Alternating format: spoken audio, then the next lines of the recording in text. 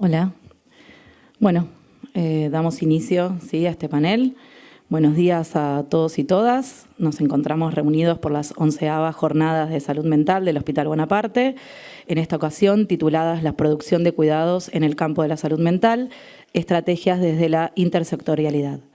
Antes de dar inicio a este panel, queríamos agradecerles por su presencia. En este contexto, sí, es de suma importancia que continuemos encontrándonos para empezar entre todos nuestras prácticas desde los diversos ámbitos que atraviesan el cuidado de la salud mental. Distintos departamentos y servicios del hospital realizamos un trabajo muy arduo y comprometido durante todo el año para poder realizar estos 2 días de jornadas. Hoy es una apuesta reforzar la construcción y el sostén de lazos intersectoriales para garantizar el derecho a la salud y educación pública y de calidad. En esta ocasión, el panel se titula Salud Mental y Educación. Tomaremos como disparador para el intercambio una experiencia de un equipo de un centro de salud del sur de la provincia de Santa Fe, quienes crearon un dispositivo interinstitucional para adolescentes entre el centro y una escuela secundaria. Nos contarán cómo se originó este espacio, los desafíos y obstáculos que se fueron presentando en la construcción del mismo, siempre ubicando como eje la importancia de situar y acompañar las trayectorias de vida de los jóvenes. El trabajo fue realizado por Arduzzi Fiamma, licenciada de Enfermería, Godoy Yanina, administrativa del Centro de Salud, Ibarra Romina, psicóloga, Esquiala Julia, profesora en Ciencias de la Educación, y Tolosa María Lola, psicóloga. Por otro lado, nos acompañan el licenciado Daniel Korinfeld y la licenciada Graciela Frigerio, quienes poseen amplia experiencia en el trabajo clínico en ámbitos educativos. El licenciado Korinfeld es psicólogo, magíster en salud mental comunitaria, psicoanalista, profesor de la maestría y del doctorado en salud mental comunitaria en la UNLA, profesor invitado en diversas universidades e instituciones de formación e investigación, consultor de UNICEF Argentina en las problemáticas de autolesiones y situaciones de suicidio de adolescentes, y Coridige, punto seguido, espacio de intercambio y formación en salud y educación. La licenciada Graciela Frigerio es educadora, investigadora, egresada de la Universidad de Buenos Aires, doctorada en educación en la Universidad de París, René Descartes, y actualmente se desempeña dirigiendo el doctorado en Sentidos, Teorías y Prácticas de la Educación de la Universidad Nacional del Litoral. Y co-coordina con Daniel Ateneos de Pensamiento Clínico para pensar los oficios de Lazo. Ha trabajado en numerosas investigaciones proponiendo un análisis que pone en diálogo distintas disciplinas para abordar cuestiones que hacen a las políticas, las instituciones y los sujetos. Les agradecemos su presencia. La idea es que podamos escuchar la exposición del equipo sobre su experiencia en la creación de este dispositivo, que está sostenido desde el trabajo interdisciplinario, interinstitucional e intersectorial, y luego pensar junto a Daniel y Graciela algunas articulaciones conceptuales que nos sirvan para reflexionar sobre la complejidad que se presenta en el momento de planificar y gestionar dispositivos entre ámbitos con discursos e intervenciones diferentes, pero que a su vez, si se logran aunar criterios, permite que los sujetos accedan a propuestas de acompañamiento que alojen la complejidad desde un abordaje integral. Al finalizar vamos a abrir un espacio de preguntas para que podamos debatir sobre lo ocurrido aquí en el panel. Bueno, empieza el equipo de Santa Fe a contarnos su experiencia. Muchas gracias. Bueno, hola, buen día. En primer lugar, agradecer al hospital por hacer y por resistir en el marco de estas jornadas. Entendemos que estamos en un contexto muy particular en el cual abrazamos a las jornadas, a la organización y también al hospital como un espacio de contención y de resistencia para los momentos en los que estamos, para lo que se venga, nos encuentre juntos. Y también abrazamos y celebramos la trayectoria del hospital. Hablábamos con algunos compañeros cuando nos encontrábamos de las características de este hospital, de pasar del Cenareso a pensar en un hospital de salud mental y adicciones, del trabajo que han realizado. Y en ese marco, agradecemos que nos hayan convocado para estar en el panel. Muchísimo a Graciela y a Daniel, que son nuestros referentes también. Entonces, estamos muy emocionadas, muy nerviosas y muy orgullosas de estar acá. Como bien decía Guadalupe, somos 2 instituciones de una localidad muy pequeña del sur de la provincia de Santa Fe. Hay ciertas particularidades del territorio que nos parecían importantes poder detenernos, a explicar, a contarles, porque hacen también a lo que ha sido un poco la gestación y la historia del dispositivo que venimos llevando adelante. Bueno, nosotras, algunas de las compañeras, somos de un centro de salud, como situaba Guadalupe. Hay una particularidad de la localidad, por la distribución y por la distribución del sistema de salud de la provincia. Los centros de salud son provinciales, son de gestión provincial, y la municipalidad no tiene la autonomía de poder pensar sus propias políticas en salud. En ese punto, bueno, sí las áreas locales dependen de una gestión municipal y eso hace a ciertas particularidades de lo que son la articulación y el intercambio con estas áreas. Estas áreas es discapacidad, niñez, género, bueno, cultura, educación. Esto depende de la municipalidad y bueno, nosotras dependemos de gestiones provinciales. Particularmente el centro de salud donde venimos nosotras era un centro de acción familiar que por una decisión política y de gestión se transforma en un centro de salud y que el resto de los compañeros y de las compañeras que trabajan allí con nosotros han trabajado mucho para no solamente el cambio de lógica, sino también de poder pensar los criterios de atención primaria. Bueno, algunas de las compañeras nos sumamos con ese trabajo ya puesto en marcha y creemos que esto también hace a la historia. Si bien, bueno, seguramente todos los que estamos acá conocemos los principios de la atención primaria y de la estrategia de atención primaria, bueno, es una puesta en marcha y es también parte de un posicionamiento cómo entendemos estos principios. Bueno, también hay una cuestión muy particular que pensábamos que era interesante poder compartir en la localidad. Hay como un imaginario muy instalado de un desierto de instituciones, ¿no? No, acá no hay nada, no, hay que ir a Rosario, no, hay que pensar en otra localidad, no, en este lugar no hay nada. Nosotras un poco entramos a trabajar en las instituciones con esto muy instalado, en las familias, en la comunidad, en los equipos, y desde ahí pensar las articulaciones, bueno, ha sido un desafío, es un desafío, y por momentos dentro de estos desafíos también es una resistencia pensar y sostener articulaciones desde allí, ¿no? Y también conmover un poco estos imaginarios. En ese punto, bueno, a partir del trabajo en conjunto con el equipo del centro de salud y a partir de situaciones particulares empezamos a tejer redes con estas diferentes organizaciones, digamos, estas diferentes dependencias municipales y con las otras organizaciones del territorio. Y así es como a partir de casos particulares y de situaciones específicas de las familias con las que trabajamos, empezamos a articular lo que nosotros decimos en principio que es una articulación, una cooperación, algo que podría haber quedado, bueno, en un intercambio entre profesionales, entre colegas o entre instituciones en el marco de una situación específica. En ese punto sí creíamos que era importante transmitir las problemáticas con las que trabajamos, que en realidad son problemáticas que tienen particularidades de nuestro territorio, pero son problemáticas que, bueno, que están atravesando nuestro país y más en el momento en el que estamos. Bueno, el abuso sexual infantil, el consumo de sustancias, el uso y el abuso de las tecnologías, el analfabetismo. Estamos con una población que realmente no sabe leer y escribir, digamos, ¿no? Y que en ese punto poder pensar estrategias de promoción y de prevención es un desafío que tenemos quienes trabajamos en las instituciones. Y que, bueno, que esta partición de los espacios, de los imaginarios, de las ideas, un poco lo que nosotras entendemos y que también nos llevó a pensar y a construir, es que es acorde a la estrategia neoliberal, digamos, ¿no? Esta fragmentación no solamente del sistema, sino de las disciplinas y de las articulaciones tiene que ver con, bueno, es funcional a esta desarticulación con la cual muchas veces nos encontramos. Bueno, en ese punto y en función de una situación específica empezamos a articular con las compañeras de la escuela, en principio y en particular con Romina. Romina también es psicóloga. Hay una anécdota que nos parecía contar, que la primera vez que nos ponemos en contacto fue hace muy poco, fue en el 2022.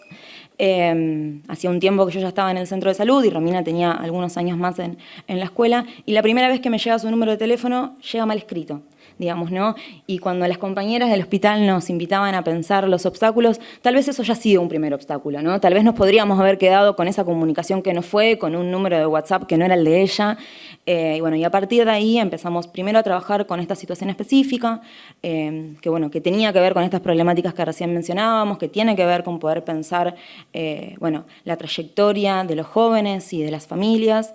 Y en ese punto, y a partir de esa articulación, de ese empezar a trabajar en conjunto, fue que empezamos a compartir, las sensaciones, las resonancias y nuestra trayectoria en el trabajo, y en función de ahí empezar a a tejer las primeras redes, ¿no? Y a construir en conjunto un diagnóstico situacional, un diagnóstico del territorio, y bueno, y cómo pensar que como representantes del Estado y como trabajadoras del Estado, bueno, ¿qué hacemos frente a estos diagnósticos, ¿no? ¿Qué hacemos frente a la construcción de una situación problemática que es general, que es grupal y que sobre todo es territorial y situada?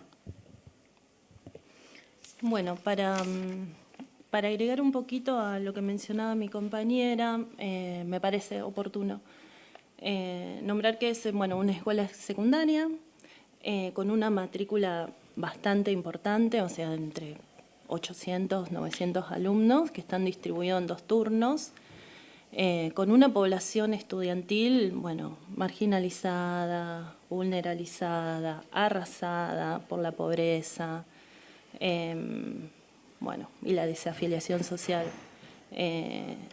también. Parte de mi interés también, apenas recibo esta apertura, ¿no? Si bien la escuela puede pensarse en apertura a otras instituciones del territorio, pero del otro lado también, tiene que haber alguien que se piense en apertura, y es algo que por ahí podemos pensar los psicólogos que estamos dentro de las instituciones escolares, es tratar de tener un refugio para no burocratizar mi tarea. Eso fue en primera instancia lo que me movilizó a armar este equipo, y mi compañera Julia también. Y por otra parte, poder trascender un poquito la soledad, en términos particulares institucional, porque es una escuela que tiene un cargo, ¿no? Que tienen pocas escuelas de la provincia, que es auxiliar técnico docente, pero no tengo un equipo de trabajo dentro de la escuela. Entonces, eso también creo que es otro de los obstáculos que podemos situar, así como en sus inicios. Sí, y también pensábamos en este punto cómo hacer equipo, ¿no? Porque a veces estamos en equipos y emplazadas en equipos y eso no constituye la posibilidad de poder trabajar con otros. Entonces, esta apertura que situaba Romina tiene que ver con, ubicar que del otro lado hay un otro que está mirando y que hay una apertura para poder pensar un trabajo en conjunto. Y que eso fue también parte de este salto que hicimos de trabajar una situación puntual, particular, con nombre propio, hacer una inscripción interinstitucional, intersectorial, que en su primera instancia, como para ir pensando ya un poquito los orígenes y la historia, fue, trabajar nosotras, en constituirnos como un equipo de trabajo. Eso nos llevó 1 año. Eso fue darnos, en principio, cuando ayer charlábamos, darnos nuestro espacio y nuestro tiempo, diferenciado de las instituciones en las cuales estábamos inscriptas. Sí.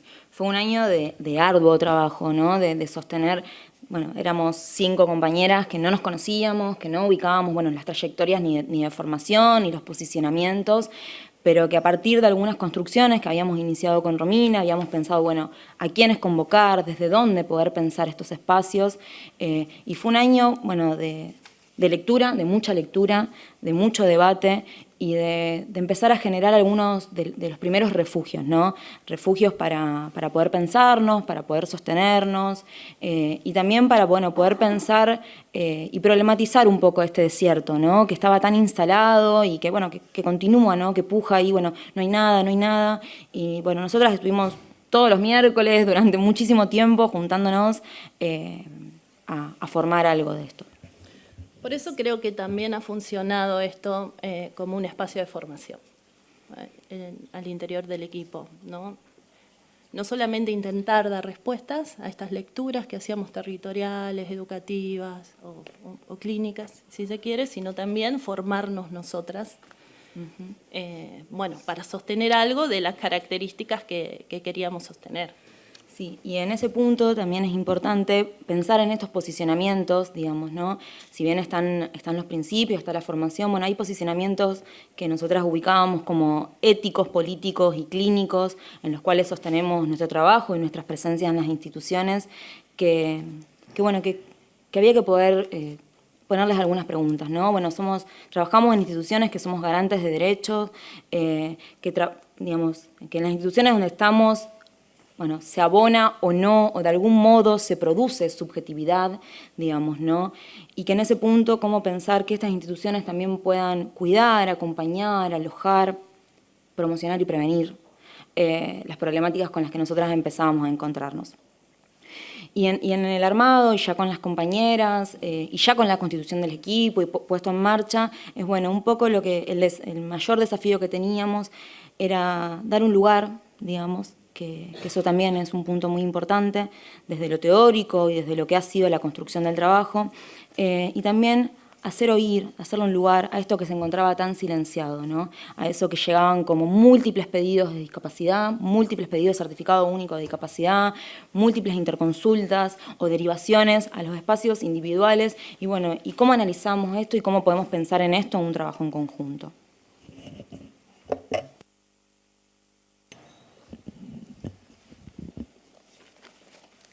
A ver si se escucha ahí. Sí.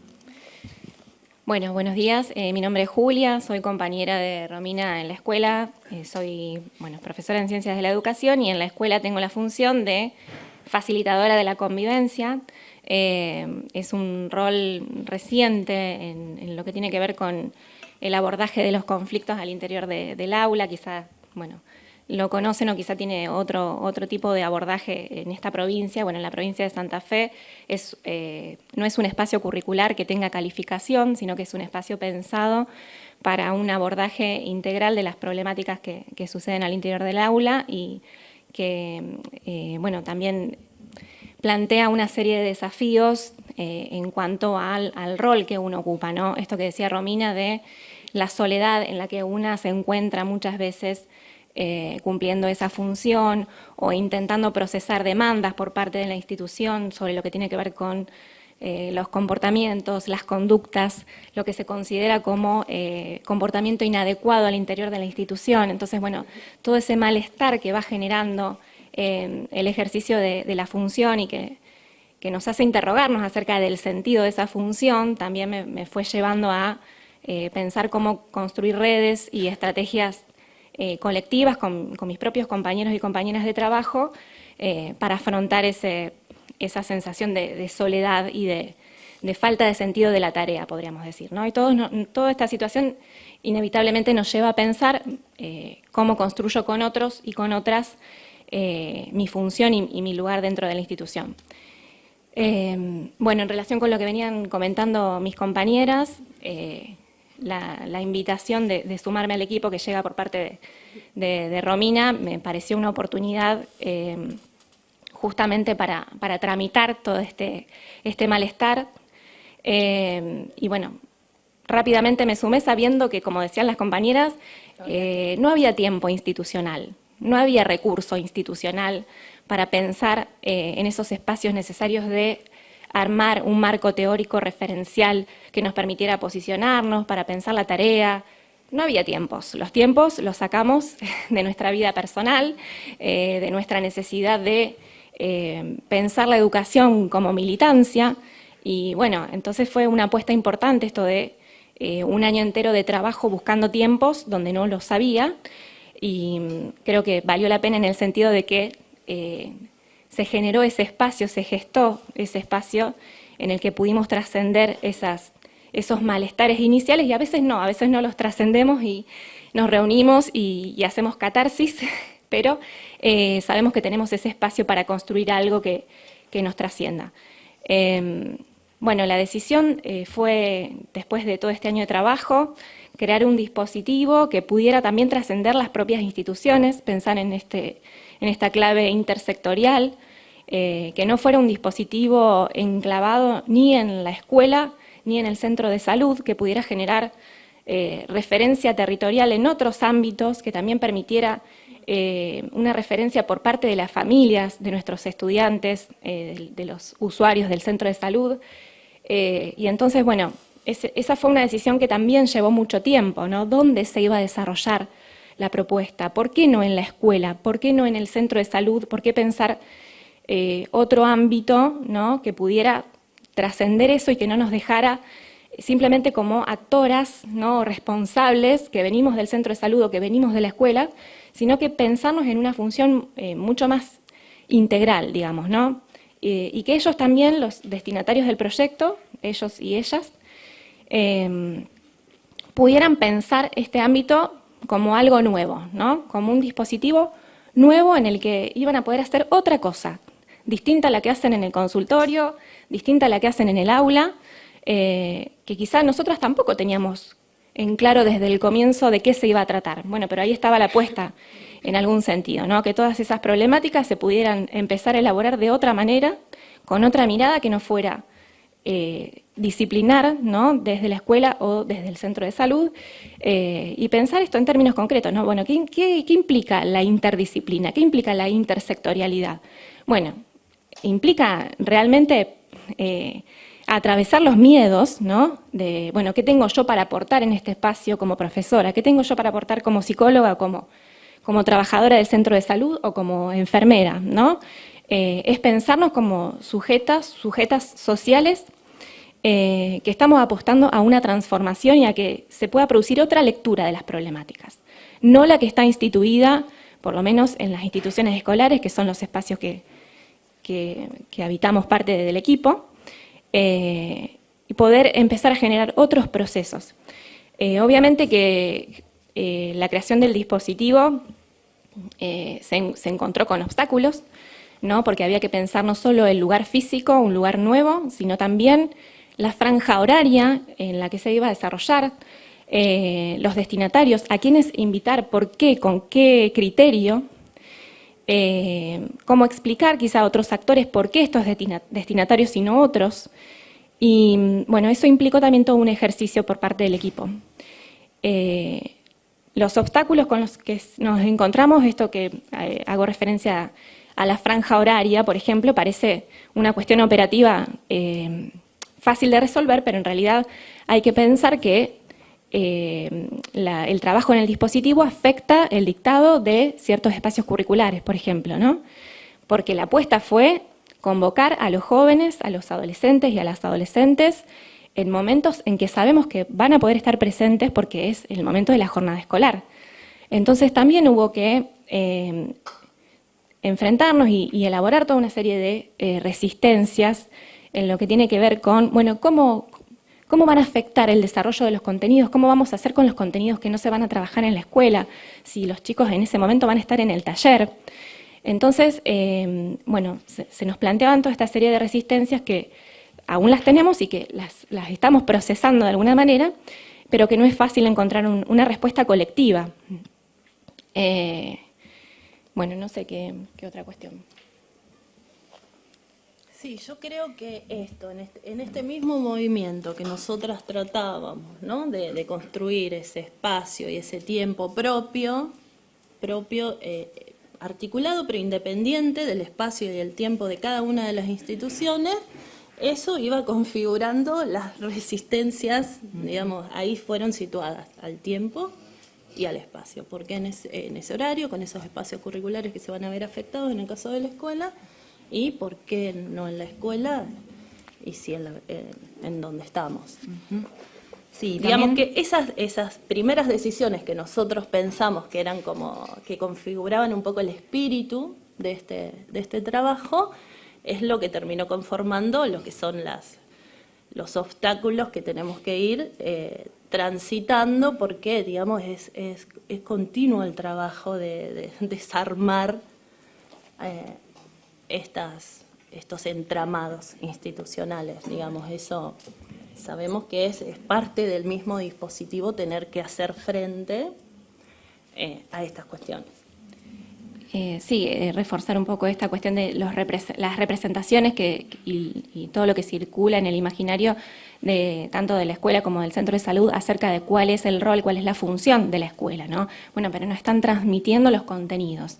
Bueno, pero ¿cómo nos devolvemos esta pregunta acerca de cuál es la función social de la escuela y qué rol tenemos nosotros como actores institucionales de la escuela para asegurar, para promover para garantizar el acceso al derecho a la educación y cómo lo estamos pensando, ¿no? Si como transmisión de contenidos, como espacio de subjetivación, como espacio en el que es posible repensar proyectos de vida o inclusive iniciar el pensar la elaboración de un proyecto de vida posible cuando estamos hablando de poblaciones que, como describía Romina, están arrasadas subjetivamente, que están en una situación de desamparo y de vulnerabilidad tal que no están en condiciones de habitar la escuela, ¿no? Encarnando a ese alumno o esa alumna ideal que nosotros pretendemos que sea el destinatario de nuestra tarea. Entonces, eso nos devuelve toda una reflexión acerca de cómo como institución empezamos realmente a procesar la realidad frente a la cual estamos trabajando, ¿no? Si seguimos negando, si seguimos reproduciendo estas representaciones, lo único que hacemos es sumar frustración, malestar, impotencia, ¿no? No encontramos la forma, decíamos, de canalizar la impotencia que genera el hecho de que no puedo desarrollar mi tarea como docente, ¿no? En lugar de quedarme con esa frustración y con esa impotencia, pensar colectivamente qué salida creamos.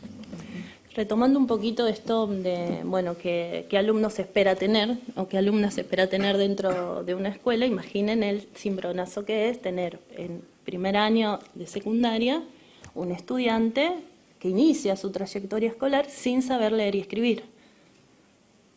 Es complejo, es muy complejo porque, bueno, digamos, son habilidades como básicas sobre las que se construyen todos los espacios curriculares, las dinámicas, las didácticas.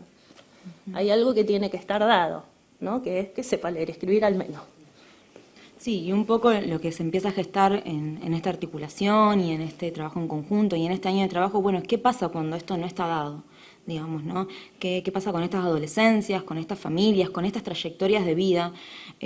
Para nosotros el concepto trayectoria de vida tiene una potencia de poder pensarnos de que tanto este centro de salud como esa escuela, bueno, acompañarán un momento de lo que es toda la trayectoria vital de estas personas, de esta familia, y que en ese punto también, al ser un momento, es un desafío y es una oportunidad. Y encontrarnos también en esto que decían las compañeras, bueno, ¿qué es lo que se debe hacer desde ¿Cómo se debe atender una psicóloga en un centro de salud? ¿Cuál es el lugar de la enfermería, de administración? ¿Qué es lo que se debe desde los roles y desde los lugares en cada una de las instituciones y con las adolescencias, ¿no? En este punto y un poco jugábamos, bueno, el centro de salud, o sea, la llegada de las adolescencias, los efectores de salud, es un desafío que tenemos quienes habitamos las instituciones, pero también poder pensar, bueno, de que no es un lugar para una atención solamente orgánica, ¿no? De poder pensar a la salud en un concepto no solamente integral y comunitario, sino también popular, digamos, ¿no? Que eso es algo en lo cual nos encontramos con las compañeras. Yo quería agregar esto tomando en uno de los talleres que tuvimos con el grupo de chicos y chicas que participa del dispositivo. Una de estos imaginarios sale cuando dicen, bueno, pero al centro de salud no va cuando está enfermo y a la escuela lo único que va es a estudiar. Sí. Chicas, ¿quieren contar un poco sobre los talleres? Sí. Bueno, empezamos el espacio en junio de este año. O sea, estamos contándole una experiencia que es muy reciente y que está en movimiento. Y bueno, ahora la idea es poder contarles un poco cómo se desarrollaron estos talleres y las dinámicas en las cuales nos encontramos con las adolescencias. Si sale otro micrófono, ¿lo pasamos a este? ¿Se puede pasar así?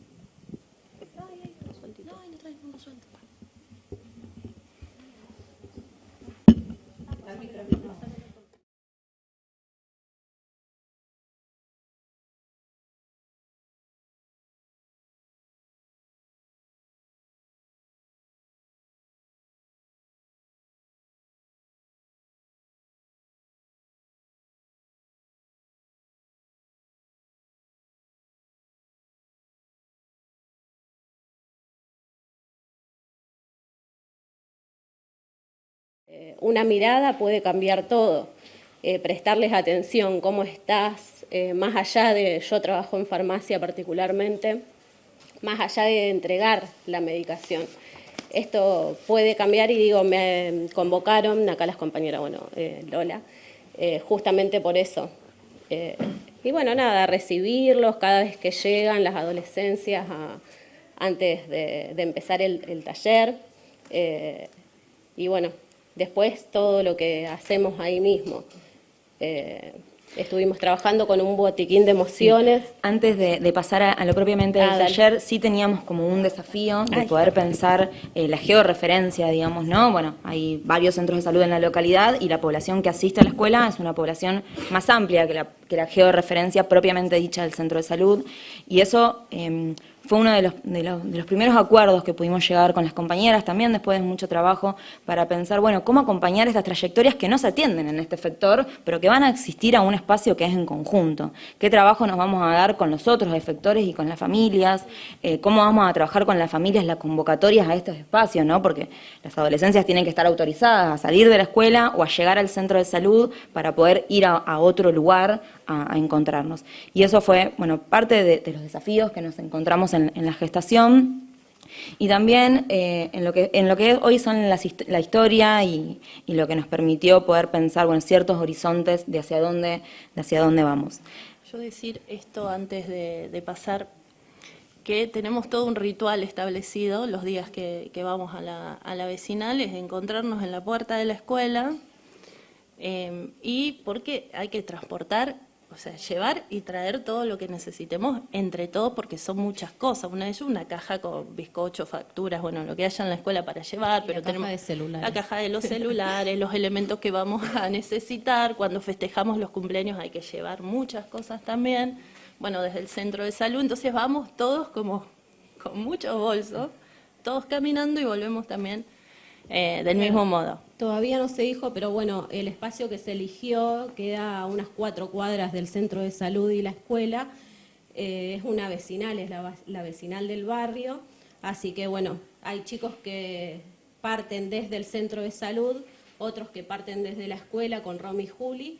Y bueno, hacemos toda esa trayectoria todos los jueves de 1 a 3 de la tarde, son 2 horitas de taller en la que algunos chicos deberían estar en horario escolar, pero bueno, se les permite asistir al taller esos días. Y bueno, sí. Yo había agregar en esto de que Yani bien situaba de dónde está localizado y dónde llevamos adelante el taller, que eso también tuvo que ver con una lectura y con un diagnóstico que hacemos las compañeras en el desconocimiento del territorio. O sea, las personas que llegaban al centro de salud, las adolescencias que estaban en las escuelas, no sabían llegar a las avenidas principales. O sea, ubicábamos la distancia de la escuela al centro de salud, no sabían. No, hay un desconocimiento, muchos niños, niñas y adolescentes no saben llegar a la escuela, no están los puntos importantes del barrio. Entonces, bueno, cuando nos proponemos también hacer un mapeo, primero nosotras para después pensarlo con las adolescencias, nos pareció que la vecinal podía pensarse como un lugar para pensar, bueno, otro reconocimiento del territorio, ¿no? De hecho, una de las primeras actividades que hacemos tiene que ver con caminar por el barrio, reconocer cuáles son los puntos, cuáles son los lugares, qué cosas pueden pasar en la plaza. Algunos conocían la feria porque trabajaban en la feria, pero ubicarse desde la feria, la vecinal, o desde la feria al centro de salud era un desconocimiento. Y me parece que con esto que situábamos al comienzo en relación al desierto, hay algo de eso que resonaba y que nos resonaba mucho en poder pensar, bueno, pero ¿cuáles son los lugares del territorio? Porque uno después escucha y, bueno, se sabe dónde están los búnkers, se sabe cuáles son los lugares donde no pueden pasar, las adolescentes, mujeres, saben cuáles son los lugares o las zonas donde no pueden salir, pero no estamos reconociendo cuál es la vecinal, cuál es el centro de salud, cómo poder llegar de la escuela secundaria a la que asisten al centro de salud. Y eso también fue un desafío, ¿no? De pensar, bueno, ¿cómo habitamos el territorio? ¿Cómo pensamos que en el territorio nos pueden pasar otras cosas? Digamos, ¿no? Que puede ser un territorio vital, que puede pensarse como un territorio también de cuidados y de referencias que cuiden y que alojen. Jugando un poco con esta metáfora del no lugar, digamos, ¿no? No hay lugar en la escuela, no hay lugar en el centro de salud, no hay lugar muchas veces en algunas familias. Bueno, cómo poder pensar un lugar que empuje, ¿no? Y que acompañe a pensarse esta puesta en marcha. Hola a todos. Es hermoso ver cómo creció el grupo y cómo avanzó. Yo le contaba a las chicas estos últimos encuentros. Una de las primeras veces que nos juntamos, éramos muy poquitos de los chicos, y cada uno en la suya, como esto de no interactuar, no hablar, quedarse sentado. Y como decían las chicas, que hay chicos de primero, de segundo, de la tarde, de la mañana, escuela especial, o sea, no se conocían entre ellos, y estos últimos encuentros, verlos, jugar, que se busquen en el recreo, o sea, van a la misma escuela, no se hallaban, y que ahora encima quieran ir a la escuela para verse con estos chicos, gracias a este trabajo que estamos haciendo, es hermoso. Sí, y en ese punto también poder pensar, cuando se nos convoca a este espacio y pensar los obstáculos, también pensar las legitimaciones, ¿no?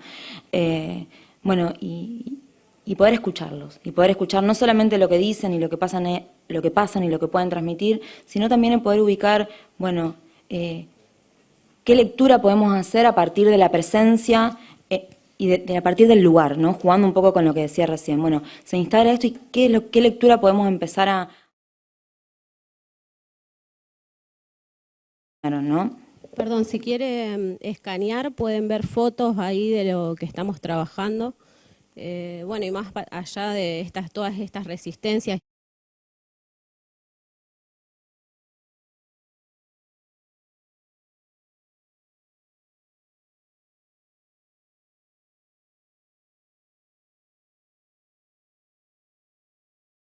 ¿Por qué no podemos escribir una carta? ¿A quién se la presentamos para que nos dejen? Bueno, le hacemos una carta a la directora, pedimos firma a los vecinos. Son todas cosas que surgen de ellos y decimos, bueno, estamos haciendo bien. Quería mencionar también que, bueno, que digamos, el dispositivo no consiste únicamente en este taller que estamos comentando, sino que, bueno, sí tratamos en relación a las lecturas que hacemos de la grupalidad o lecturas más singulares, de articularnos con otras instituciones, ¿no? del territorio, generar esos lazos siempre, como empezar a continuamente tener expansiones en las redes que estamos tratando de armar en esta localidad donde estamos. Eso por un lado. También pensar, bueno, las legitimaciones, ¿no? Porque, bueno, tuvimos muchos obstáculos, que eso ha quedado presentado, pero bueno, también hay legitimaciones porque si no, no hubiéramos ni siquiera podido ponerlo en marcha, ni haber tenido nuestros encuentros semanales para encontrarnos. Pero, digamos, a veces pienso que hay diferentes grados de implicación en lo que es la producción de cuidados. La legitimación más fuerte, digamos, en algún punto la que nos sostiene resistiendo es la legitimación que vemos ahí en los pibes, las pibas, de querer tener ese espacio. Después hay otras legitimaciones que, bueno, hay que seguir construyéndolas, digamos. Bueno, invito a... ¿Terminaron, chicas, ustedes? Sí, queríamos leer Sí, vamos, así podemos invitar a Daniela y a Graciela a hacer un poco el intercambio, pues se nos acaba el tiempo. Bueno, pensábamos no para cerrar ni para concluir, sino para compartir un poco la experiencia de lo que ha sido una cita de Marcelo Persia, que dice: tal vez estar en común solo resida en la invención de momentos de intimidad y confianza, instantes de conexión y desconexión, invitaciones y resguardos, oportunidades de entrar y de salir de las palabras, mientras el juego. El enunciado, tener con quién jugar, expresa uno de los grandes asuntos de las infancias. Nos atrevemos a decir de las adolescencias, después de 2 años de pandemia. Desde entonces, la vida transcurre teniendo con quiénes estar, con quiénes hablar, con quiénes salir, con quiénes llorar, con quiénes esperar, con quiénes amar, con quiénes reír, con quiénes bailar, con quiénes trabajar, con quiénes pensar. Soledades necesitan tener con quiénes la soledad. Gracias.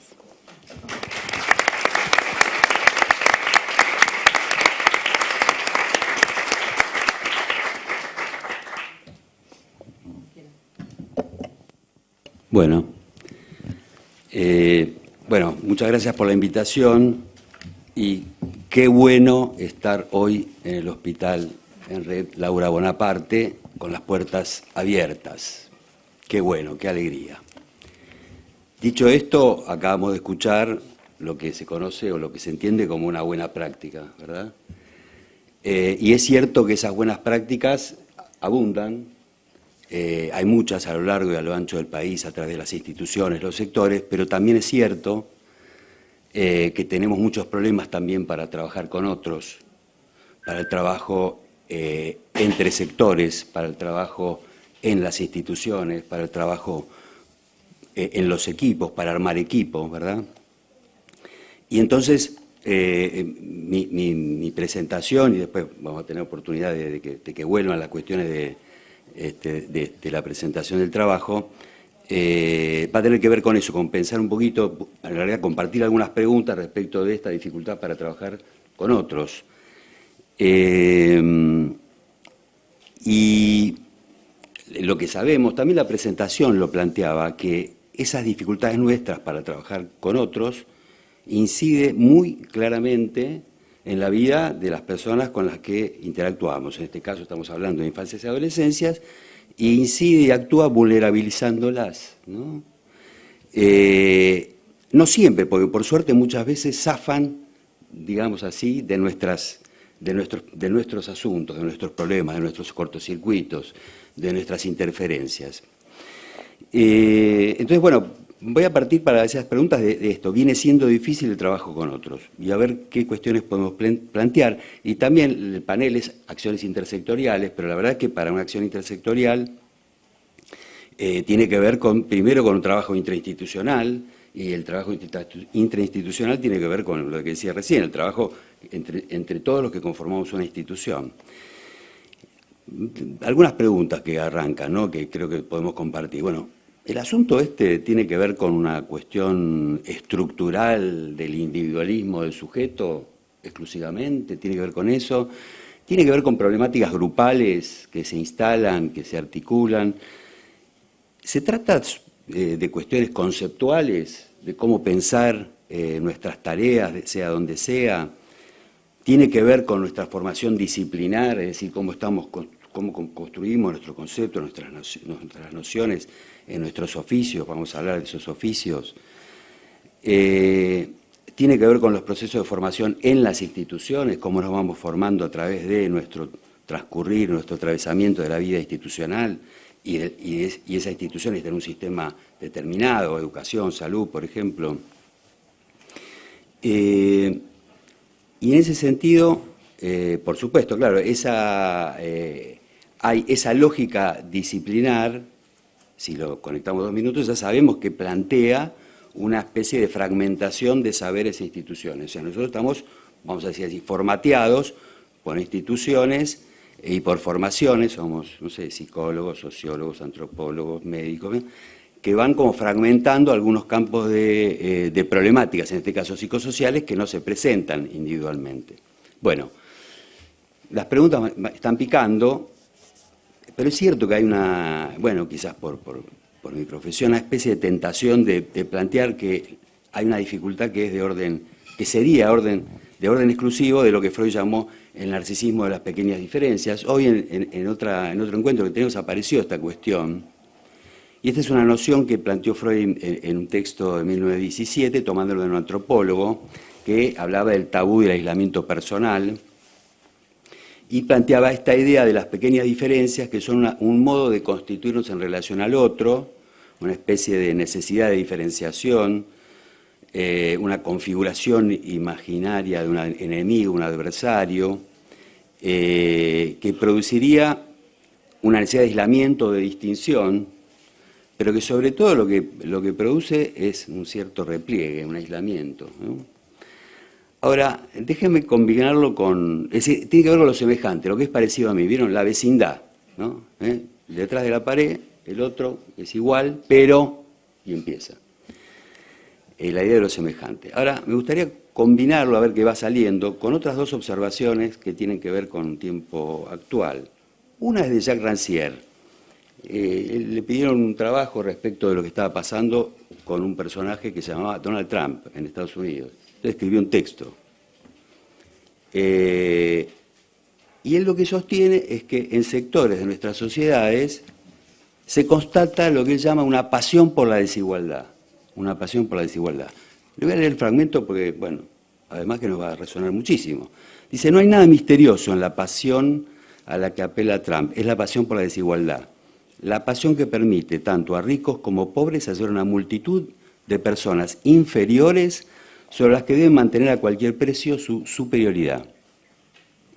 De hecho, siempre hay una superioridad en la que se puede participar.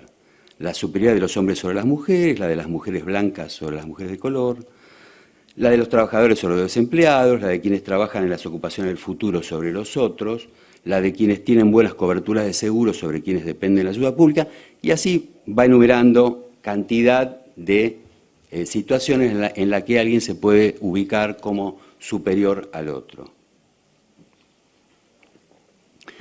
La otra observación, para combinarla, pensarla, a ver qué nos permite entender de un problema que no pretendo ni pretendemos resolver nosotros ni en este panel, ¿no? Que es bastante complicado y que es muy central, por lo menos en las prácticas de los oficios del Lazo. La plantea Dubet. Él dice algo interesante, dice que lo que son las desigualdades en las sociedades se viven de manera muy particular, muy especial, no en términos generales, sino cuando están cerca. Cuando están cerca. En el entorno cercano hay esas vivencias de desigualdad, es decir, tanto en relación a lo que se puede conocer como empatía o conexión con lo que padece el otro, pero también en un sentido inverso, como rivalidad, como desconocimiento, como desigualdad negativa, ¿sí? Esto creo que, bueno, tiene mucho que ver con algunos fenómenos que vienen ocurriendo en las sociedades en general, ¿no? La idea de que está el ejemplo cercano de alguien que, porque defrauda algo o porque está en una cierta relación de transgresión, eso invalida, por ejemplo, una política pública para un conjunto mayor. Lo habremos, seguramente lo habrán escuchado mucho en la vida cotidiana, ¿no? Esta idea de, digamos, de la desigualdad cercana, que puede ser motivo de conexión o motivo de aislamiento, repliegue y cada uno a su juego, voy a lo mío. Bueno,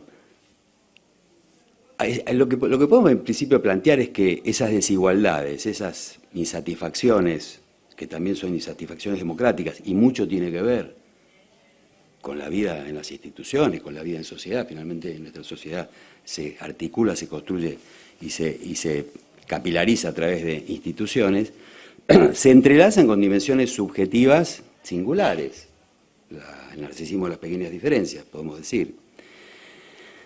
También es observable que en estos problemas, digamos, de trabajar con otros, en la vida institucional, hay momentos en que la posición de alguien hace obstáculo a una cultura del trabajo colaborativo, a una cultura del trabajo mancomunado. Cualquiera lo ha vivido, algún tipo de liderazgo, alguna posición particular que hace obstáculo, resistencia, que frena, o incluso algo que, que está en el borde de cierta racionalidad grupal o de la racionalidad de esa institución, ¿no? Digo, también hay que darle un lugar a eso. De hecho, hay algo de lo patológico en ciertos lugares de las instituciones que también tenemos que poder pensar, pero no hacer eje en eso, ¿no? No ese es el eje. Entonces, digamos que, y vamos a aclarar algo, ¿no? Cuando estamos planteando un trabajo con otros, cuando estamos planteando un trabajo colaborativo, mancomunado, entre, no estamos hablando de un trabajo armonioso, perfecto, campanitas, fenómeno, sino al contrario, un trabajo a pura fricción, súper conflictivo, de mucha complicación, de cortes, de interferencias, planteaban las compañeras, pero que persiste, pero que logra trabajar esas fricciones, esos conflictos, esos desencuentros en una dirección más o menos en común, más o menos en común. Ahora bien, también podemos decir que esas rivalidades imaginarias que estamos tratando de ubicar, que esas disposiciones subjetivas se exacerban e intensifican bajo ciertas circunstancias institucionales y en ciertas condiciones sociopolíticas.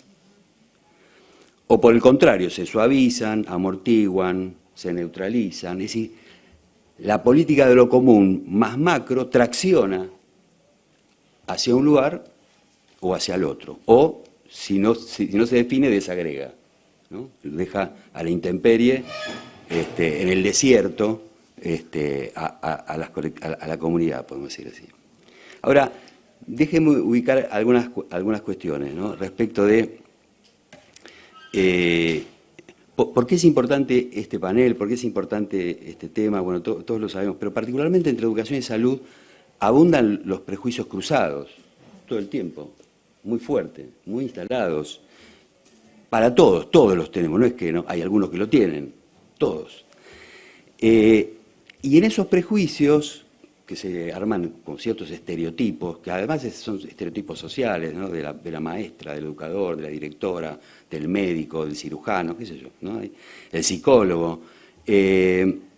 Indudablemente esos prejuicios, esas posiciones estereotipadas, se entrelazan también siempre con cuestiones de género, edad, clase, estatus socioeconómico, con muchas cuestiones. Se van atravesando esos encuentros, desencuentros, ¿no? Digo, me parece que eso hay que plantearlo. Y luego, al mismo tiempo, esas grandes distancias que aparecen, y ubiquemos solamente en este caso, educación, sistema educativo, sistema de salud, institución social de educación, institución social educación, en realidad tienen un conjunto de presupuestos en común muy fuerte. Los que andamos por los dos lugares, cuando vamos a hablar a uno o a otro y conversamos, escuchamos muchos problemas en común, aunque a veces el objeto de intervención, los procedimientos y algunas, por supuesto, algunas partes de la realidad institucional sea diferente, ¿no? De hecho, fuimos trabajando muchas de esas cuestiones en muchos momentos. Y esos presupuestos comunes, recordémoslo, por ejemplo, ¿no? Eso fue trabajado muy bien por Alicia Stolkinen en un artículo hace mucho tiempo, y ella planteaba cómo, por ejemplo, hay ciertos ideales respecto de la normalidad del estudiante o del ser, del consultante, la idea de la individualización, la idea de la gestión individual, la idea de la tarea individual del agente de salud y educación. Por eso ya lo nombraba como unos presupuestos positivistas y liberales en el sentido de la idea de una sociedad de individuos y de profesiones liberales. Y en ese sentido, básicamente, una especie de naturalización de las prácticas y siempre una especie de ahistorización, es decir, no tenemos nada, puede ser una especie de aislamiento, no tenemos nada que ver con todo lo que nos determina casi, o digamos así, nos condiciona, mejor dicho, nos condiciona mucho y depende en cada momento. Por eso podemos hablar, y se ha trabajado muy bien sobre el tema del modelo médico hegemónico, y por eso nosotros podíamos nombrar que en el campo de la educación, que en el campo de la pedagogía, habría algo parecido a lo que podríamos llamar un paradigma de la pedagogía tradicional, es decir, unos presupuestos que operan más allá de las voluntades, que se transfunden todo el tiempo, que están circulando, y frente al cual tenemos que reponernos, por decir así, tenemos que reconstruir, tenemos que inventar otra cosa, tenemos que ir contracorriente en muchas de nuestras acciones. Este es un clima de época donde casi podemos llamar, es la época de la desconfianza, por eso este tema está en el centro de. Aparecía también lo que charlamos en la presentación anterior, ¿no? El tema de cómo confiar en otro, que parece que es el código que alumbró la modernidad, pero que este siglo es parto de la desconfianza en el otro ¿no? Una especie de una idea paranoide generalizada, ¿verdad? Y eso, por supuesto, si ya teníamos problemas vinculados con el repliegue, con el aislamiento, con la fragmentación, con la falta de conexión entre sectores, equipos, políticas, la idea de lo que no está integrado, ¿no? Sería la no integración, en estas condiciones, que no son solamente locales, ¿verdad? Hay como un tiempo de la desconfianza. Indudablemente eso genera repliegue, genera más aislamiento, repliegue, genera apatía,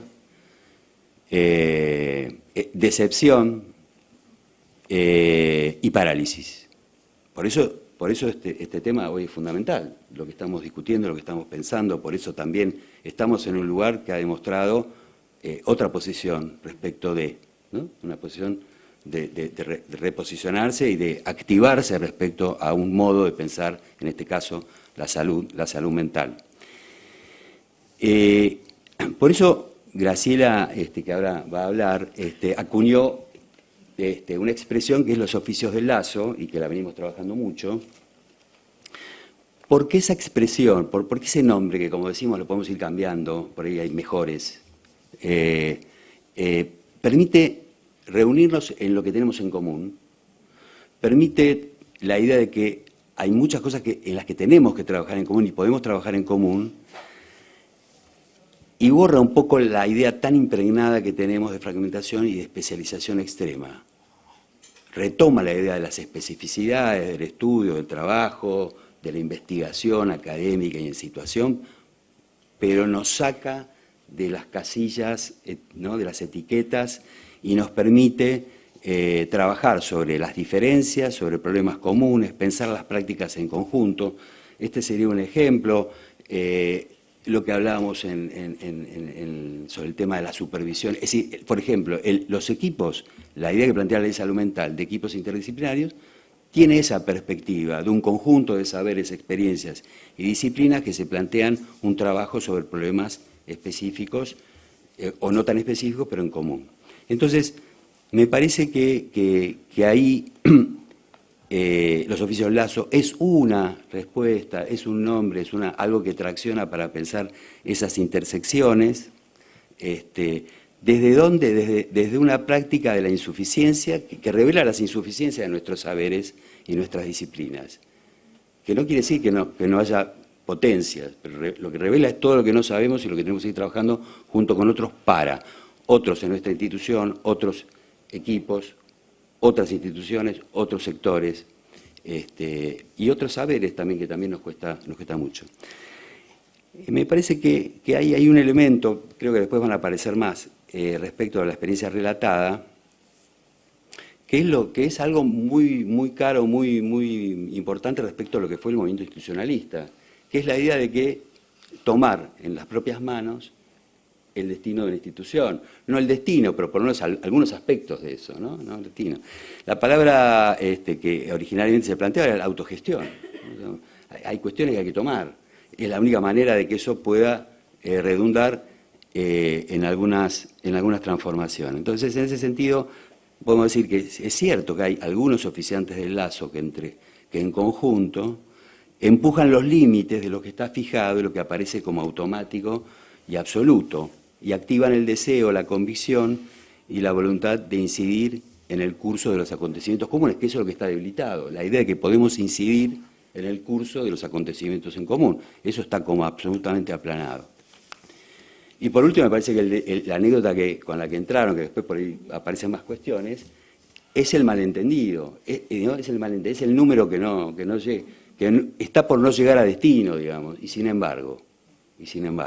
Bueno, gracias.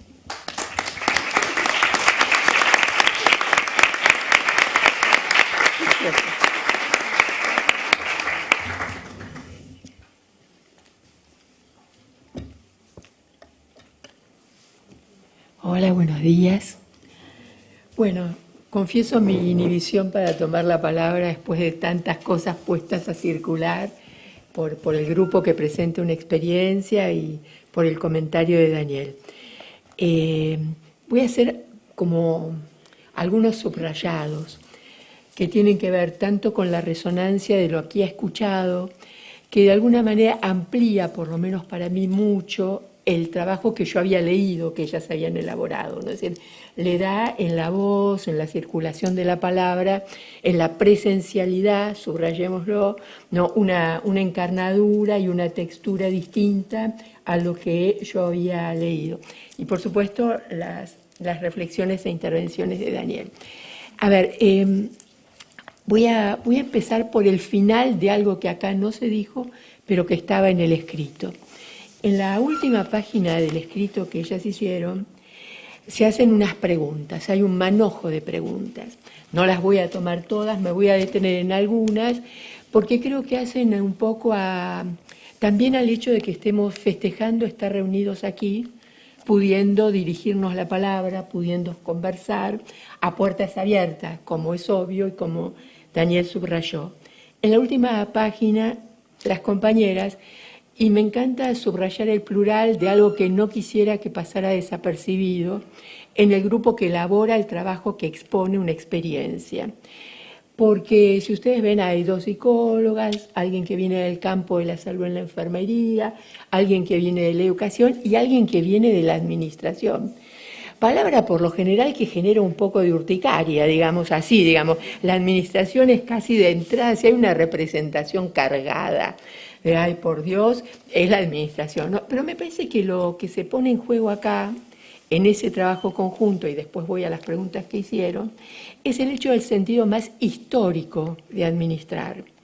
No, administrar es un verbo muy, muy antiguo, que tenía que ver con el vita in generis, con gestionar la vida en común, volviendo disponible lo necesario para que esa vida en común pudiera tener lugar. Entonces ustedes se dan cuenta cuán lejos está el concepto de administración, de esa carga pesada, de obstáculo, ¿no?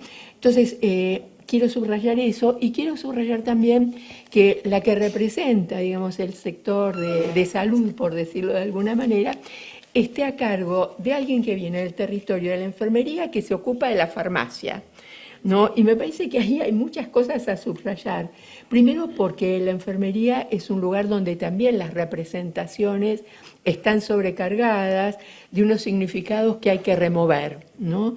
Digamos, es un lugar esencial para el cuidado, pero es un lugar que siendo esencial para el cuidado, por lo general está cargado de la idea que es de cuidado sucio. No es el que te viene a pinchar, el que te viene a lavar, el que te viene a tomar la temperatura, el que te viene a poner la vía central o a sacarla. No, y me parece que hay que abrir, digamos, para poder trabajar en los territorios del cuidado, también hay que preguntarse, digamos, quién hace esos trabajos, que son trabajos más oscuros, ¿no? Sin los cuales no existiría el otro trabajo. Queda también la pregunta, por fuera del territorio de la salud, ¿quién se encarga en las sociedades del trabajo así llamado sucio? ¿No? Entonces me parece que acá hay una movida bien interesante del conjunto de esas representaciones, ¿no? Bueno, voy a la pregunta. Ellas dicen, ¿qué posibilidades tienen hoy las instituciones públicas de tejer una rama de significaciones que resguarden de una realidad que se presenta con la virulencia que conocemos? ¿Qué márgenes tenemos hoy los adultos que habitamos dichas instituciones, de constituirnos en esos otros que alojen lo que irrumpe cuando nosotros también estamos vulnerados? ¿Qué hacer con lo traumático? Y se ponen también en evidencia, ¿no?, esa cuestión de que hay algo de los trabajadores del Estado que está así, va por debajo de la urdiembre del tejido que ustedes proponen. Entonces quiero detenerme un minuto ahí, siendo a la vez muy cuidadosa y muy respetuosa, porque respecto a las palabras, ustedes saben, cada palabra aloja un mundo.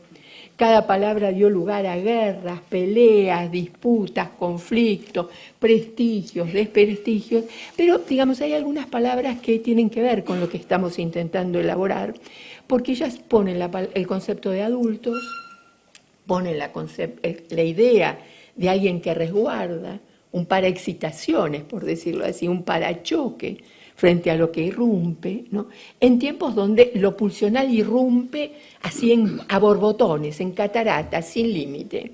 Lo que sin duda dificulta el trabajo de las instituciones, que tienen por encargo, digamos así, hacer que lo pulsional pueda encauzarse de otro modo, ¿no? Y lo pulsional en este momento parece poco encauzado y difícilmente encauzable, porque promovido a su desborde permanente, promovido al acto inconstante, al pasaje al acto, ¿no? Es decir, hay como un elogio del pasaje al acto, ¿no? Es decir, un elogio de la ausencia, y aquí porque las palabras también valen muchas cosas, de la ausencia de la represión pulsional, que no es lo mismo que la represión policial. No sé si logro ser clara en la distinción, ¿no? Las instituciones se encargan de hacer de lo pulsional algo que se transforme en otra cosa que nos permita el intento de la vida en común. Y ustedes ven la prudencia, no digo la vida en común como si fuera lograble, digo el intento de la vida en común. Podría ser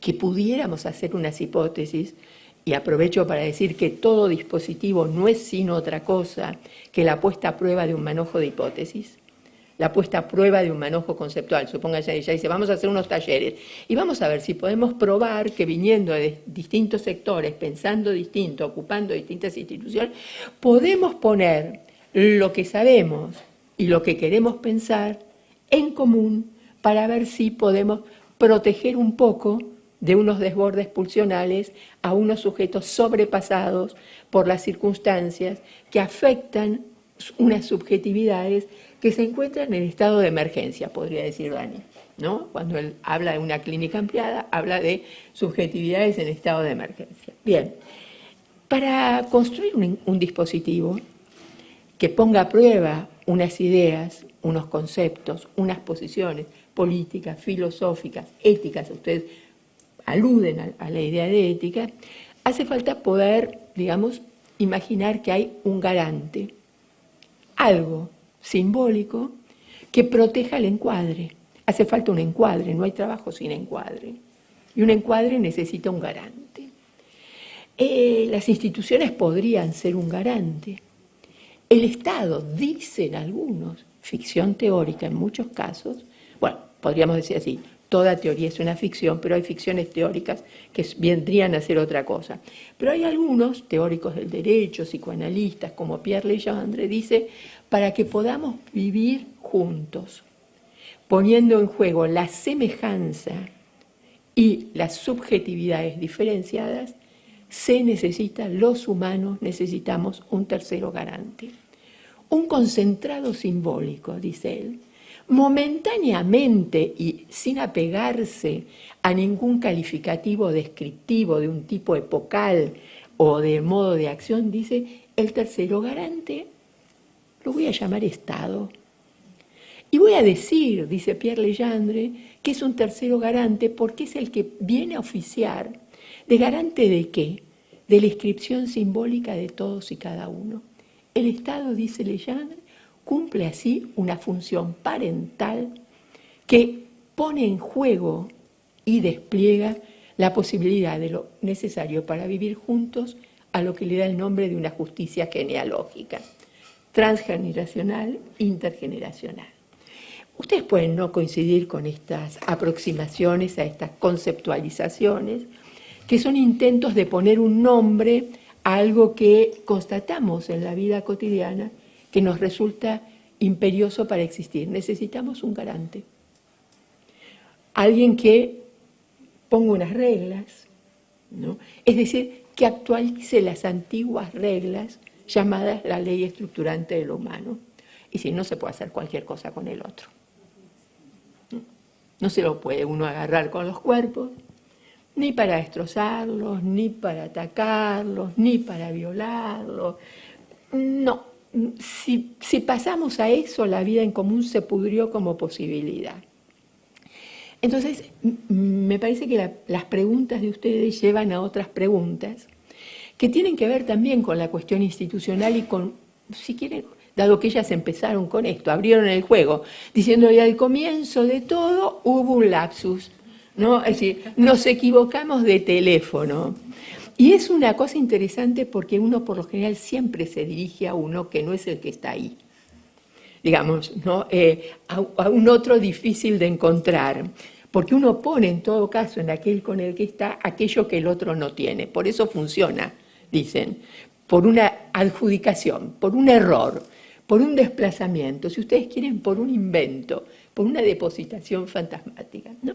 Entonces, digamos, en ese juego de palabras habilitado por uno siempre se dirige a la persona equivocada, ¿no? Sin saberle muy bien lo que le pide, pidiéndole la mayor parte de las veces también algo que no es exactamente lo que uno necesita, quiere pedir, mucho menos lo que desea, que está más lejos, digamos. Pero en esa maraña de malos entendidos transcurre la existencia de los sujetos. Pero entonces hay una cuestión entre ceder y conceder. Es decir, para vivir juntos hay que poder renunciar a algo. No se puede vivir con los otros sin ninguna renuncia. Hay que renunciar al placer de la descarga de lo pulsional.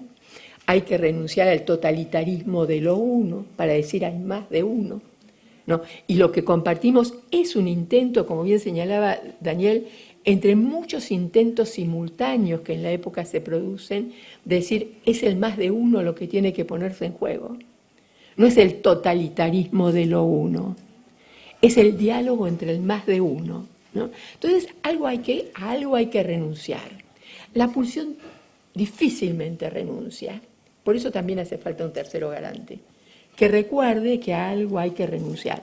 Pero por un lado está aquello a lo que hay que renunciar, y por otro lado está aquello que concedemos, que no es lo mismo que ceder, que concedemos más allá de la renuncia necesaria. ¿Logro ser clara con esto? ¿No? Era Barenblit el que decía, ¿no? Llegamos a donde llegamos. Barenblit era un gran institucionalista argentino, ¿no? De unos tiempos extraordinarios, de un movimiento de ebullición para pensar las instituciones y esto que nos ocupa, la salud, la educación y todo esto. Y Barenblit decía, ¿cómo es que concedimos tanto? ¿No? ¿Cómo es que dimos más allá de lo que nos pidieron? ¿Cómo es que renunciamos, ¿no?, a cosas que no era necesario renunciar? Y él dice, bueno, es una pregunta para hacerse porque de eso depende, si hubiera, dice él, tiene una frase muy graciosa, una felicidad posible, ¿no? Imagínense el concepto de felicidad acá, es un despropósito, ¿no? Uno tiene que preguntarse qué fue lo que uno hizo que le impidió en nuestros pacientes, nuestros estudiantes, etcétera, etcétera, ¿no? La pregunta es, ¿por qué hemos concedido tanto? Se hacía Barenblit. Si la actualizamos, es ¿por qué concederíamos ahora tanto? O dicho de otra manera, ¿cómo reformulamos aquello que hay que renunciar de lo pulsional para vivir juntos y aquello que no hay que ceder de los posicionamientos subjetivos, también para poder vivir juntos como sujetos, ¿no? Y acá uno podría irse para atrás. Dani trajo ahí referencias de otros tiempos y a mí inmediatamente me apareció que Tosquel. Fanon era un tipo extraordinario cuando denunciaba la opresión como razón de la locura. Decía, la locura es solo un efecto de la opresión, no es otra cosa. Con lo cual empezaba a dar también unos modos de entender. Pero digo, vuelvo. Trabajar con otros, dificilísimo, porque son otros. El famoso otro resulta que es otro. Luego, no es posible uniformizar, ¿no? Algunos creen que si ponen uniformes, si aumentan el número de uniformes, ¿no?, logran mitigar las otredades, ¿no? Y otros dicen otros, y no reconocen una alteridad ni que la vean ahí, digamos así, ¿no?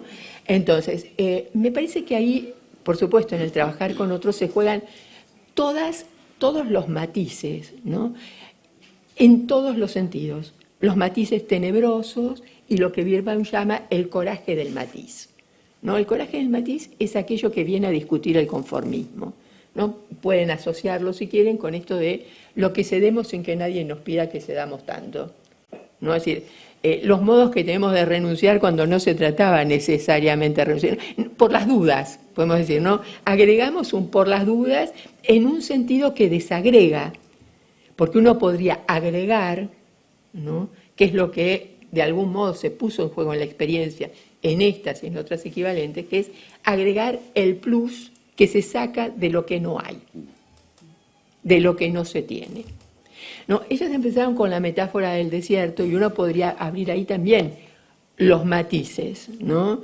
Un desierto podía ser un no lugar. Siempre sospeché de esa expresión tan atractiva, ¿no? Pero digo, si hay un sujeto, aunque sea descuajeringado, no podemos decir que no hay lugar, aunque solo pase ahí un instante. Pero, digamos, una cosa es no lugar, otra cosa es, les aviso, no hay lugar, cerramos, fin, ¿no? No hay lugar. Y otra cosa es decir, ahí donde parece que no hay nada, volver visibles algunas presencias que permanecían como disimuladas, ¿no? El desierto es un lugar de presencias disimuladas, ¿no? Es un lugar de pequeñas vidas y en consecuencia de pequeños gestos. No es un lugar vacío, sí es un lugar donde hay algunas ausencias, ¿no? El otro día estaba leyendo que hay una franja en África del Norte de una tierra que ningún país quiere reconocer como propia, ¿no? Las Naciones Unidas la declaró como tierra de nadie. Cada tanto va alguien y dice, es la mía, pero como le cuesta vivir ahí, se va. Entonces, hay unos lugares inhóspitos, podemos decir así, para habitar. Y a veces volvemos, y esto me parece interesante subrayarlo también, inhóspitas, con renuncias innecesarias, las instituciones que de vivificantes se tornan en mortíferas. Pero en todo caso se juega algo de ese juego, perdón la redundancia, entre presencias y ausencias, ¿no?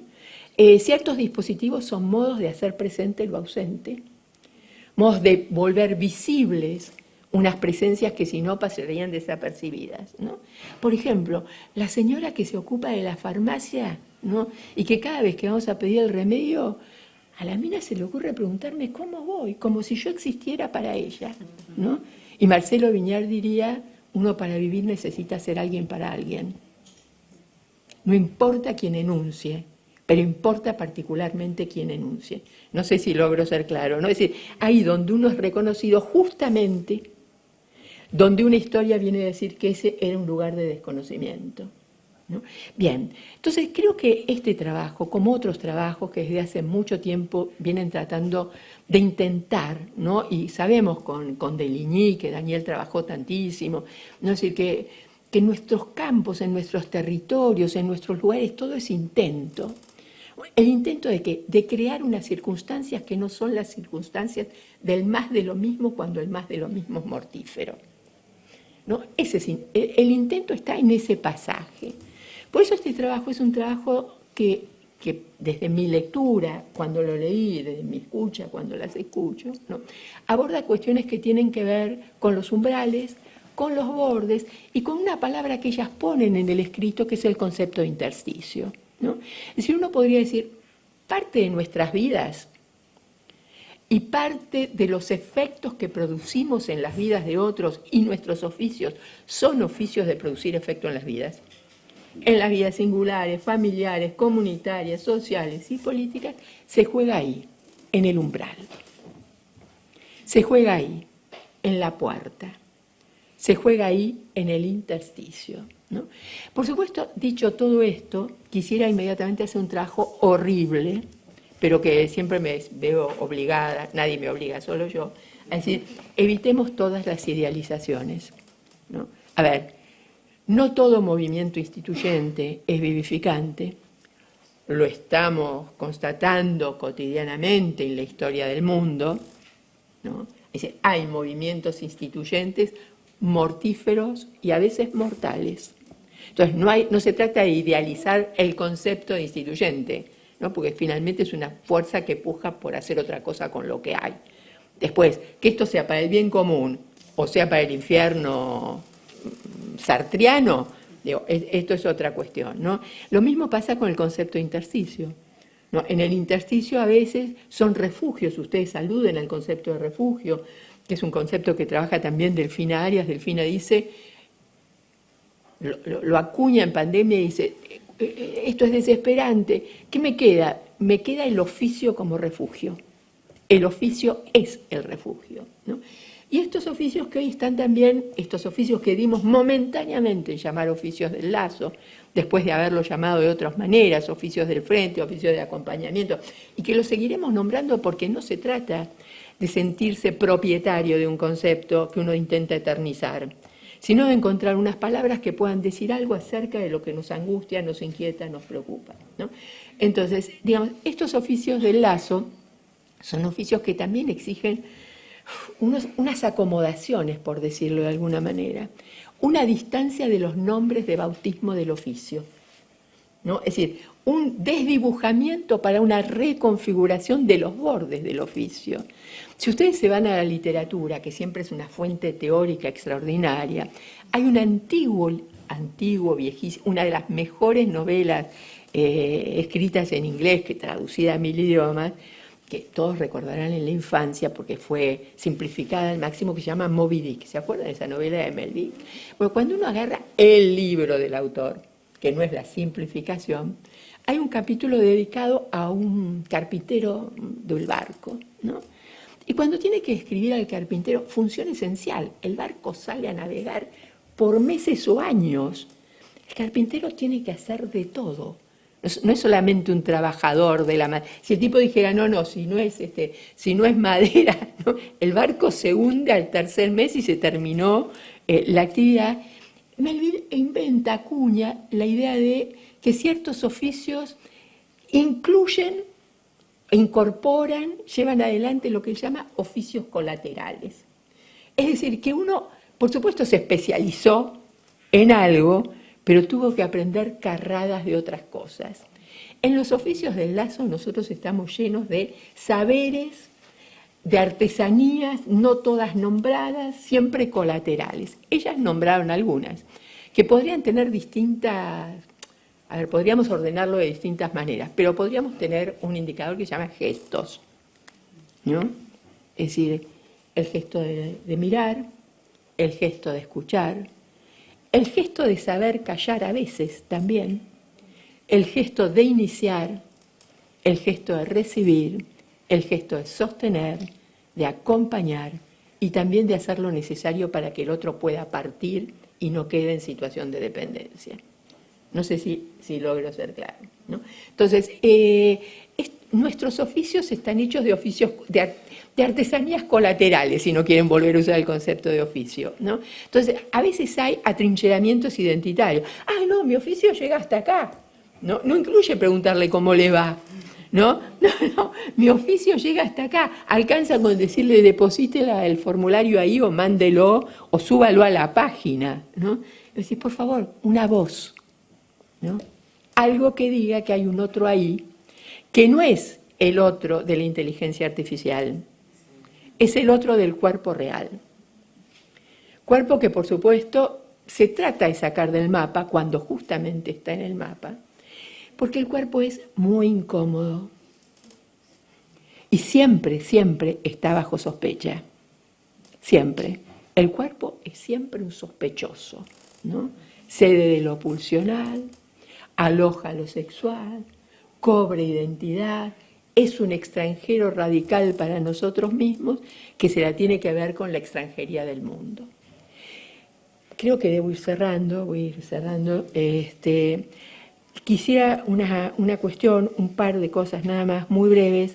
Una es la diferencia entre fragmentos y fragmentación. Una cosa es una realidad que se astilla. Quiero decir, viene alguien y se empeña en machacar para desagregar, ¿no? Uno podría decir metáfora de una pulsión, Freud hubiera dicho, de muerte, ¿no? Sin que implicara matar a nadie necesariamente, simplemente de disociar, disolver, desagregar, restar, impedir la reunión. Y otra cosa es el fragmento, ¿no? Entonces, los fragmentos para Freud eran instantes fundamentales en un tratamiento, ¿no?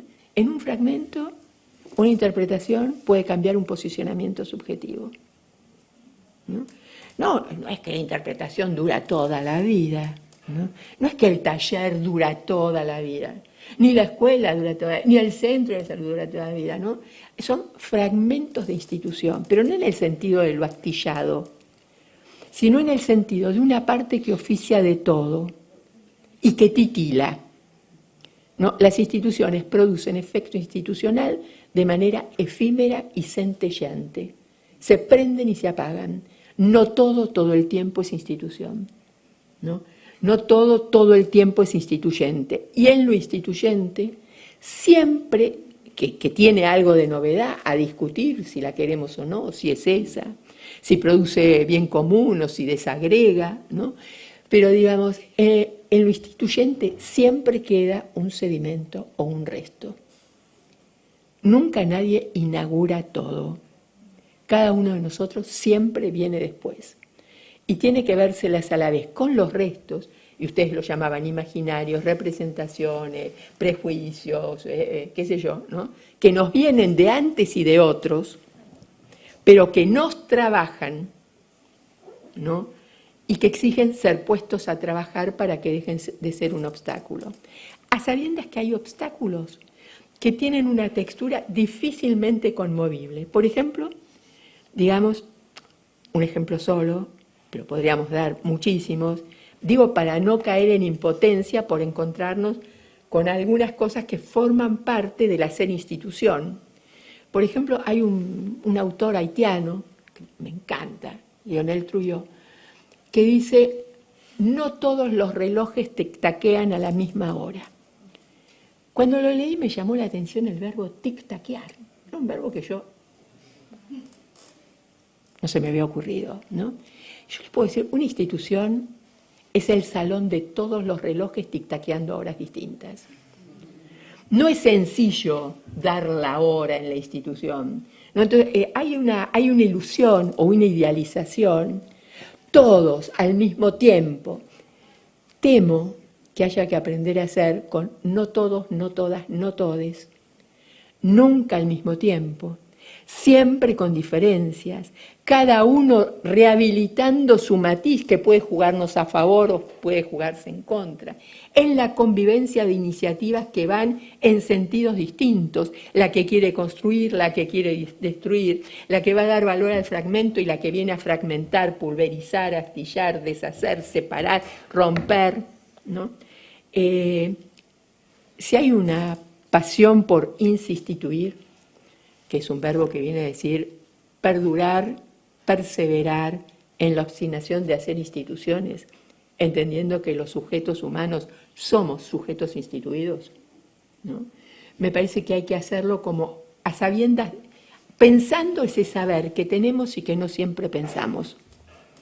Hay más de uno, no es sencillo coincidir, no hay que esperar un consenso, porque sería fullero, porque ahí alguien habría concedido demasiado para acordar un instante y el matiz nos aparecería inmediatamente después en el primer recodo del pasillo, ¿no? Es decir, no habrá un tiempo sin dificultades, no habrá un tiempo fuera de la complejidad y no habrá un tiempo de una posibilidad de vivir juntos si no admitimos el más de uno en el tiempo de cada uno, no por tiempos distintos, totalmente fragmentados. Gracias, gracias por los aportes.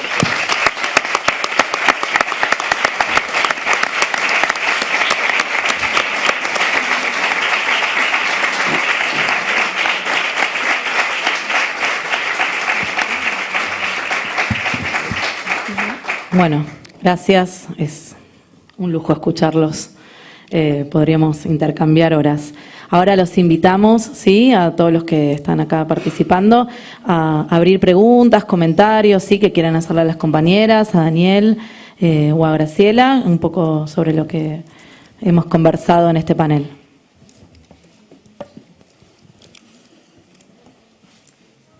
Buenos días, ¿cómo están? Yo quería preguntarles al equipo que trajo la presentación ¿cómo pensaron o cómo se les ocurrió esta propuesta de que la escuela vaya a la vecinal?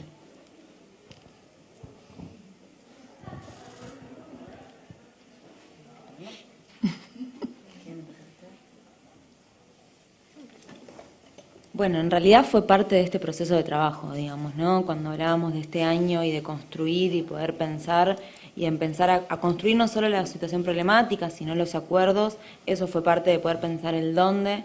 Y como, bueno, gran parte de la población, cuando hablábamos un poco de georreferencia, gran parte de la población asiste a esa escuela, porque es una escuela con una matrícula muy grande, ahí pudimos empezar a pensar, bueno, ¿por qué no la escuela como sede del dispositivo y por qué no el centro de salud? Más allá de cuestiones, digamos, edilicias, nuestro centro de salud es un container sanitario, entonces tampoco era un lugar, pero no era solamente esto, el pensar la especialidad, sino también poder pensar en esto que decíamos al final, de reconocer el territorio y poder pensar un espacio u otro que no se circunscriba a la escuela, digamos, ¿no?, ni al centro de salud. No, yo creo que desde el principio hubo instituciones como pensándose en aperturas, digamos. Después no es que la escuela va a la vecinal o el centro de salud va a la vecinal, sino que hay algo que pensamos de las configuraciones temporoespaciales propias, ¿no? Digamos, que recogían un poco el espíritu del dispositivo, que se definieron de ese modo. Entonces, necesariamente no es que pensamos, bueno, la escuela tiene que salir a la vecinal, ¿se entiende? Eso es como un corolario del trabajo, de construcción, al menos teórica en principio, y después más de puesta en práctica.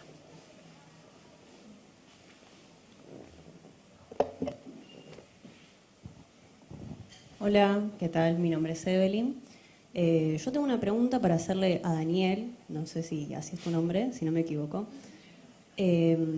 Bueno, prefería prestar atención cuando estabas recitando, estabas hablando, y no noté la pregunta, pero recuerdo que dijiste algo así como que en la sociedad hay ciertas rebeldías, ¿no? Como desde lo individual, pero que estamos dentro de un tejido social, dentro de una política social también, que al fin y al cabo nos sostiene, ¿no? O sea, yo pensaba en un ejemplo como para poder también como significarlo y darle también como cierta, bueno, imagen, valga la redundancia. No sé si a vos se te ocurre un ejemplo o si podés recordar aquello que dijiste, que a mí me quedó dando vueltas quizás. ¿Cómo sería esa? No, una imagen quizás desde lo social, ¿no? Porque bueno, hay muchos tipos de rebeldía, no es lo mismo la rebeldía quizás desde lo que se ve desde la adolescencia, viniendo ahora como a colación y también a traer la temática de salud y también educación, como no es lo mismo la rebeldía de una persona adolescente como la rebeldía de un sujeto adulto en una sociedad con la que quizás está disconforme, pero no llega quizás a generar algún tipo de unificación o identificación y está como en un proceso quizás más individualista. A ver, aquí no. Creo recordar, digamos, lo que aquí, ¿por acá? Okay. Ahí. Las referencias que hacía tenían que ver con un diagnóstico con el que coincido, donde hay muchos pensadores que van planteando algo de la actualidad, que es un tiempo en donde hay una percepción de haber sido traicionados, de promesas incumplidas, de decepciones, no tanto de rebeldía. En todo caso, la rebeldía, si hay algo de rebeldía, tiene que ver con una especie de rebeldía absolutamente auto o individual, digamos, ¿no? Que genera, bueno, incluso en términos políticos, lo que hoy se conoce como, y se escucha por allí pensando que la rebeldía es de ultraderecha. ¿Han escuchado estas expresiones? Bueno, y las lecturas que hay, el diagnóstico de estas situaciones tiene que ver con lo que se denomina como promesas incumplidas, lo que se prometió en las sociedades, no es lo mismo la nuestra que otra, pero y también con la idea de traición, ¿no? Nos han traicionado, nos prometieron esto, iba a pasar aquello, íbamos a estar así, asá, en distintos planos, en distintos aspectos. Y este aspecto es la desconfianza en qué, en volver a pensar en algo en común, en que algo es posible de otra manera, en que la única respuesta no es el individuo, no somos un conjunto de células aisladas, ¿no? Que es un poco la tónica de la época, donde además tenemos que autoadministrarnos también la salud mental. Yo últimamente comento algo que es muy impactante, y es que las grandes plataformas que conocemos, Meta, Amazon, etcétera, están trabajando mucho en el tema de las aplicaciones de salud y de salud mental. Allí están haciendo su avanzada. ¿Para qué? Para que cada uno de nosotros, con nuestros teléfonos, podamos hacer un buen diagnóstico, autodiagnóstico, y a partir de ahí, imagínense que está totalmente entramada con una serie de intereses y desarrollos y una inversión de dinero impresionante. En fin, quiero decir, esa es la respuesta que nos siguen dando. Y esa es la respuesta, y esa es digamos, también el camino que, bueno, muchos sectores de la sociedad están tomando, ¿no? Pensar que es por ahí. Bueno, de alguna manera lo que estamos, acá lo que estamos haciendo, la experiencia que hoy cuentan es un sentido inverso. Es con otros, es pensando, es reponiendo una confianza, no idealizada, una confianza, lo decía recién Graciela, ese insistir en hacer institución, porque es lo único que nos permite continuar, estar juntos y volver a tejer unos lazos que hoy están muy debilitados, muy fragilizados y donde lo vemos por todos los fenómenos de la violencia. Violencia y crueldad para con otros y hacia sí. El tema de los suicidios, en fin, digamos, el otro día comentábamos, ¿no? Por ejemplo, un pensador como Bifo Berardi plantea el suicidio es una especie de analizador político de la época, dice, ¿no?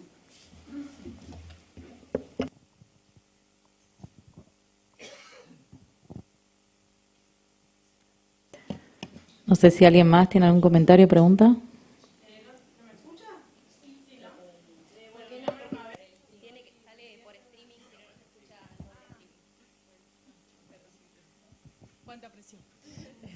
Bueno, buenas tardes, buenos días, no sé si comimos o no. Mi nombre es Mabel, yo soy de una PRIN, de la PRIN de Hurlingham, y la verdad es que, bueno, nosotros en el equipo tuvimos un proceso muy parecido de armar un dispositivo territorial, y me pareció re importante esto que ustedes trajeron de parar la pelota, y tomarnos el tiempo de conocernos primero nosotros como equipo, nuestras trayectorias laborales, nuestro recorrido en la academia, digo que es muy diferente, depende del año donde vos hayas ingresado a esa universidad, las experiencias propias, ¿no? Como no anular eso, sino como traerlo, digo, en la construcción de estas herramientas que se dieron para conocer estos adoles. Y algo que no se mencionó es el tema del juego, que me parece súper valioso, ¿no? Nos vamos a encontrar a jugar y después vemos qué pasa, como resignificando ahí ese espacio que a veces en la adolescencia medio como, che, yo ya estoy un poquito grande para jugar, como no sé. Bueno, nada, súper valioso eso y se los quería agradecer.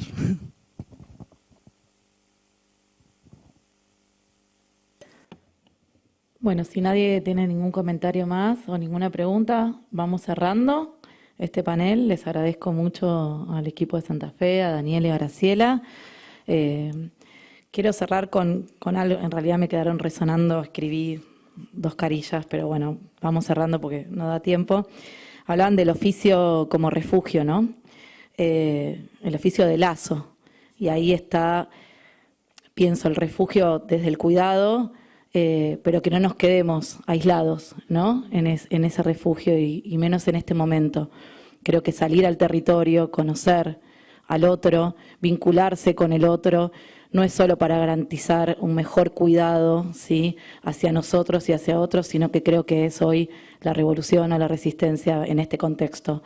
Así que bueno, nada, alegre toda la institución, ¿sí?, de poder compartir estos 2 días de intercambio para seguir construyendo no solo saberes, sino vínculos de esos saberes y que pueda circular no solo acá dentro de una institución, sino en el afuera y que esto pueda cambiar y transformar desde lo creativo lo que estamos viviendo, sí. Así que bueno, muchas gracias y los invitamos al Centro Cultural, sí, que a la 1 va a estar una murga, sí. Gracias.